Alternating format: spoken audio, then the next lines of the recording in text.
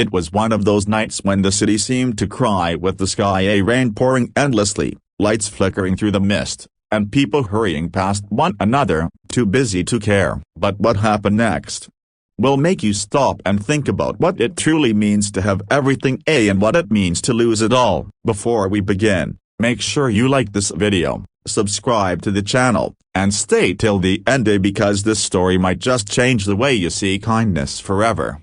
Alexander Reed was known as the ice-hearted CEO. He had built his empire from the ground up, feared by rivals, respected by employees, and admired by investors. Yet behind his tailored suits and cold stare was a man who hadn't felt warmth in years. To him, life was numbers, contracts, and control, nothing more. That night, after a board meeting ran late, he stepped into his black car and ordered his driver to take him home. But halfway through the drive, traffic came to a halt. Rain lashed against the windshield, and through the blur of water, Alexander noticed something that made him frown. There, by the side of the road, beneath the half-broken shelter, sat a young woman. Her hair was drenched, her clothes clung to her skin, and in her trembling arms, she cradled the baby. She was trying to cover the child with her own coat. Her lips blue from the cold. Passers-by walked by without a glance. For reasons he couldn't explain, Alexander told his driver to stop. The driver hesitated, as this wasn't the kind of place a man like him should step out into,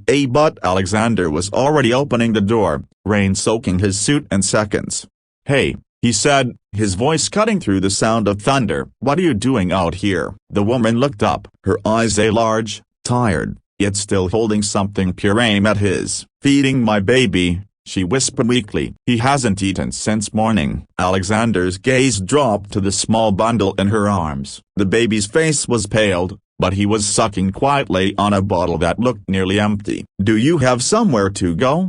he asked. She shook her head, her chin trembling. "A broken bar. Lost my home 2 weeks ago. My husband died in an accident. I tried to work, but no one would hire me with a child. I've been walking since yesterday, looking for shelter." Her words were simple, honest, but they hit him like a blade through the chest. For the first time in years, Alexander felt something he couldn't buy, couldn't control: compassion. He didn't think twice. "Get in the car," he said. "You'll catch pneumonia out here." She looked scared. "I can't. I'm not asking," he said firmly, though his tone softened. "Please." Inside the car, warmth slowly returned to her face. The baby stirred, then slept. Alexander watched them silently. The woman's clothes were torn, her hands red and raw, yet she held her baby as if the world could collapse and she'd still protect him.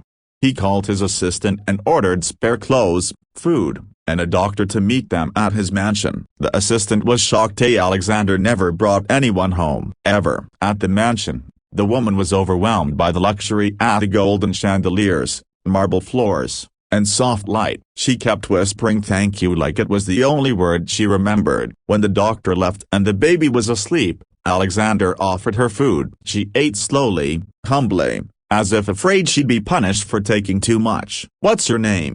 he asked. "Lena," she said. "And this is Noah." "Lena," he repeated, testing the sound. "You said you were looking for work?" She nodded. "Anything. I can clean, cook, take care of people. I just need a chance." He leaned back, studying her. For the first time, he noticed the strength in her, not physical, but the kind that keeps a person standing when the world crumbles. "Fine," he said. "You can work here, as Noah's nanny, maybe, or just a broken bar help around. You'll have a room, food, and salary." Her eyes filled with tears. "I don't know how to thank you." "You already did," he said quietly. Days turned into weeks. Lena brought light into the mansion like sunshine through a broken window. She would hum lullabies while feeding Noah, cook meals that filled the halls with warmth, and sometimes leave small thank you notes for Alexander on his desk. Slowly, he found himself waiting for those notes. He started coming home earlier,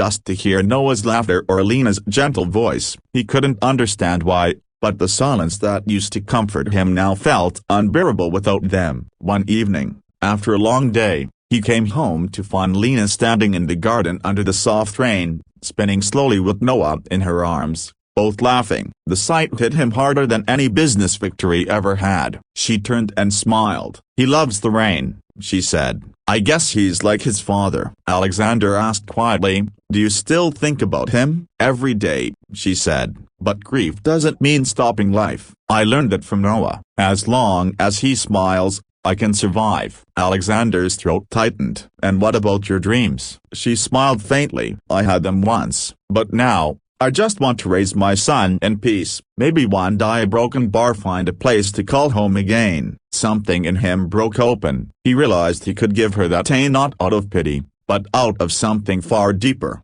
something he'd forgotten existed. Over the months, Alexander changed. He started visiting orphanages, funding shelters, and helping single mothers through a new charity foundation all inspired by Lena. His board members were shocked. The media called it the miracle of empathy. But what mattered most was the night Lena came to him, holding Noah, tears streaming down her face. You saved us, she whispered. But more than that, a broken bar, you gave me back hope. Alexander smiled for the first time in years. No, Lena, you saved me. Years later, that rainy night became their story. At the night, a cold CEO found a girl feeding her baby under the rain and discovered that sometimes, love doesn't come wrapped in romance or perfection. It comes through kindness, through courage, through simple acts that change two lives forever.